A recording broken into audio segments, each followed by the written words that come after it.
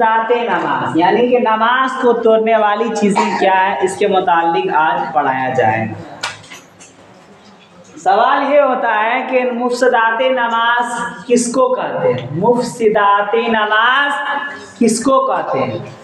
मुफ्सदाते नमाज उन चीज़ों को कहते हैं जिनसे नमाज फासिद हो जाती है, यानी टूट जाता है। फासिद यानी टूट जाता है और उसे लौटाना क्या हो जाता है? ज़रूरी हो जाता है। उस नमाज को लौटाना क्या हो जाता है? ज़रूरी हो जाता है। इसी तरह मुफ्सदाते नमाज क्या क्या है? अब सवाल होता है कि मुफ्सदाते नमाज क्या क्या है, तो जवाब ये है कि नमाज में मुफ्सदाते नमाज 18 है। क्या है? कितने हैं? 18 है। नंबर 1, नमाज में कलाम करना यानी बात करना। कलाम करना मतलब नंबर 1, नमाज में कलाम करना यानी बात करना हो या बात करना कसदन हो या भूल कर, यानी जानबूझ हो या भूल कर, थोड़ा या बहुत, हर सूरत में नमाज टूट जाए।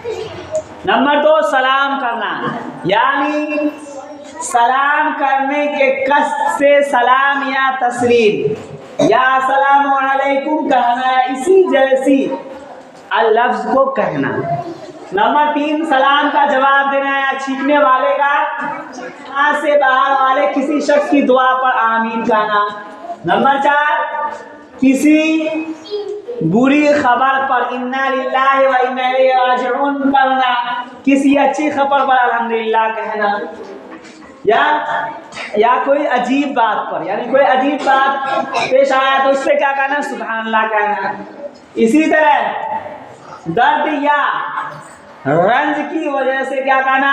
आ या ऊ या औफ उफ कहना। नंबर 6, अपने इमाम को अपने इमाम के सिवा, नंबर 6, अपने इमाम के सिवा किसी दूसरे को लुकमा देना यानी कुरान क़िरात बताना। नंबर 7, यानी कुरान शरीफ देखकर पढ़ना। नमाज में कुरान शरीफ देखकर नहीं पढ़ा जाता है, इसलिए अगर कोई नमाज में कुरान शरीफ देखकर पढ़ेगा तो क्या हो जाएगा? नमाज टूट जाएगा। इसी तरह कुरान मजीद पढ़ने में सख्त गलती करना। क्या है? कुरान मजीद पढ़ने में सख्त गलती करना, उससे भी नमाज फासिद हो जाता है। नंबर 9, अमल कसीर करना। अमल कसीर किसे कहते हैं?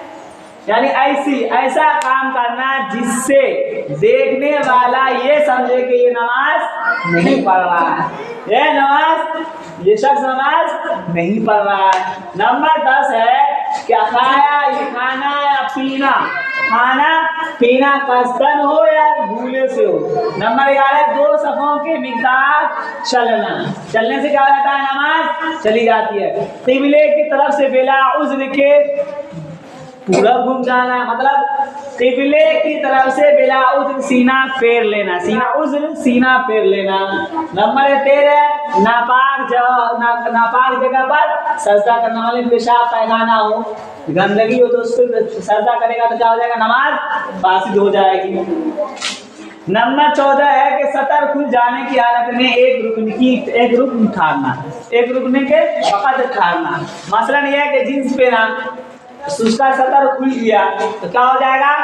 नमाज एक रुकने के वक़्त खुला रहा तो क्या हो जाएगा? नमाज फासिद हो जाएगा, नमाज टूट जाएगा। इसलिए सतर किसको कहते हैं? कि औरत का तमाम बदन, औरत का चेहरा और हथेली के सिवा तमाम बदन का ढकना क्या है?